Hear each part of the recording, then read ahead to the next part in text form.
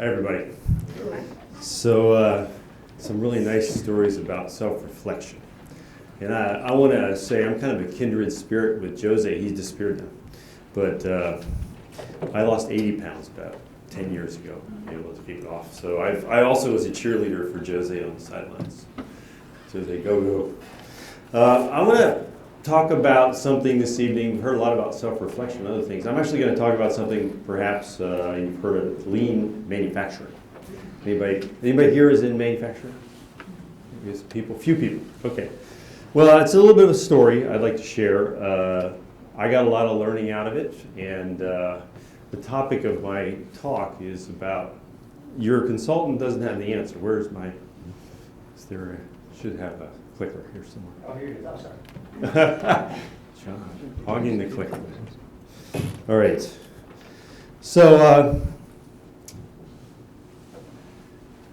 I'm going to maybe tell you this story and kind of base it on a little bit and illustrate it through the experience I had, personal experience with an individual by the name of Andrea. Andrea worked in a company that I helped when I was with Toyota Supplier Support Center. I've been with LEI now for about 5 years, but before that, as John mentioned earlier, I spent about 23 years with Toyota. And a good chunk of that time was working in an organization called the Toyota Supplier Support Center. Maybe you've heard of that. Toyota set up an organization back in the 90s. John and I spent some time there. The mission was to, it's interesting earlier what Lynn said about competition, but the mission of TSSC was actually to teach companies how to do the Toyota production system. So Toyota was in a way sharing its most precious know-how with anyone who was interested. And at the beginning, we didn't charge anything for that. And so one of the opportunities I had a chance to work with was this organization, Folgers Coffee. They were located in New Orleans. They were owned by Smuckers, the guys who make the jam. They were originally with Procter & Gamble. That was sold to Smuckers. And then I had the chance to help this organization. And it was interesting. The first time I went, they told me it was the largest coffee manufacturer in the world, manufacturing plant. They said, basically said that if we make in one day what the average American drinks coffee in their lifetime. So they used to make the large containers you'd see at a Walmart. And they also made the little bags of coffee too. And Andrea was the plant manager there. She was very bright, capable individual, kind of what companies often call a high pot. I think she was on a fast track. She didn't know a lot about production, to be very honest, which I learned once I spent a little time there. But her problem she was trying to solve was Smuckers was interested in closing a plant in Kansas City, and they wanted to move all their production to her plant. So she was trying to decide how she could do that. And her first reaction, can you imagine? She wanted to buy some more equipment. She felt they needed new equipment, and they needed to expand the plant.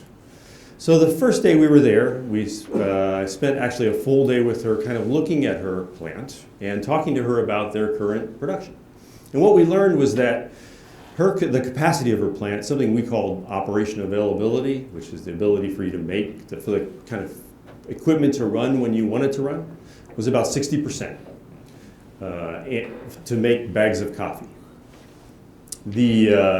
Based on calculations we made from the plant in Kansas City and the production that had to move, we realized that if we could increase that to about 80%, they could move all that production and not have to buy any new equipment or anything. Well, Andrea insisted that was impossible. That the time she had spent so far in her career at that plant indicated that equipment had never run more than 60%. And Andrea also had an interesting policy as part of the plant. Kind of her rule as part of the plant is that the plant should never call her unless the production line was down more than 12 hours. So Andrea also didn't have a real good grasp on the plant, what was going on in the plant. So I suggested to Andrea, maybe it would be good for us to go see, like actually to go see the factory line. And she said that no need to do that. She already knew that this would not work. So I asked her, possibly, could I get a couple of your team members to help? And she said that would be fine. So we went and we kind of observed the line.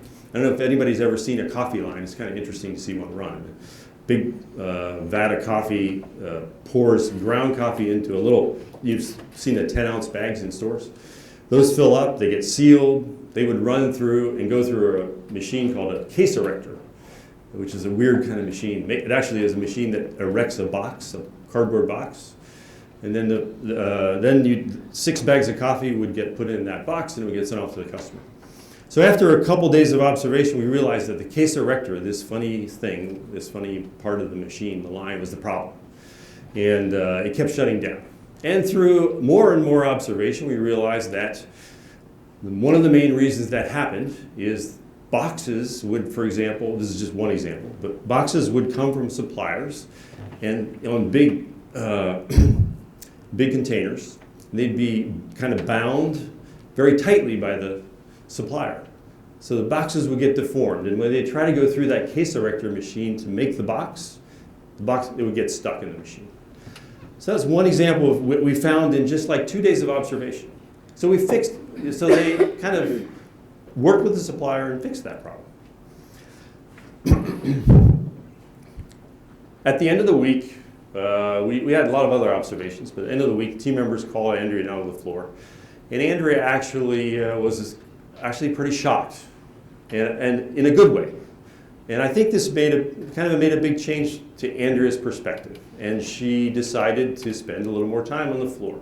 And so she and I spent a fair amount of time together observing problems, and she started to learn how to solve problems. And with her team members, she learned how to solve problems. And eventually, kind of, the moral of the story is they got the operation availability up to about 85%. They didn't have to move the equipment. It saved the company about $50 million, to be very honest. And Andrea kind of got a big win because she was a high potential. So, but I guess what I want to say, to kind of wrap things up, I got a couple more minutes here. You know, I started out, I told you that long story about Andrea, but I started out really by saying, you know, your consultant doesn't have the answers. And the purpose, one of the reasons I wanted to say that is the answers, all it took really was getting Andrea out to the shop floor to observe the problems and to observe the condition of the floor. So in many situations, leaders, they're looking for something from Lean. What do you think what are leaders looking for from Lean? A quick answer. That's good. Often I think they're looking for maybe some competitive advantage, Lynn, there to say it. So what approach do they often take? I think one of the answers they often take is they either bring a consultant, and then that often can lead maybe to setting up some kind of OPEX group, operational excellence group that they think will solve problems for them. You know, it's a typical behavior, but I guess it's expected behavior and needed behavior for leaders in many situations. Their responsibility often is to determine what programs to work on, set up, get resources and money for those programs, and then put somebody in charge of it and get them to do it. But Lean is different. The leader has to take responsibility. And so in Andrea's case, I think she kind of learned that, and that was good. You know, I think they think often that those people will fix the problems. But in that situation, what happens, and this is what happened with Andrea in her case, is that line leadership often feels that there's this OPEX group that's coming in and does something to them. And the OPEX team feels they have to justify their existence by doing something. So it takes away the ownership from line leadership of that. So Andrea learned through that experience. And so I guess kind of to wrap up, I mean, I think we've got 26 seconds here. So the real responsibility of the leader is to go and see what problem, and ask the organization, and with the organization, think about what problem they're trying to solve. Then the OPEX team can be a resource to help support them to solve those problems. They aren't something to a group to send in without knowing anything and ask for things to be done. So I thank you very much.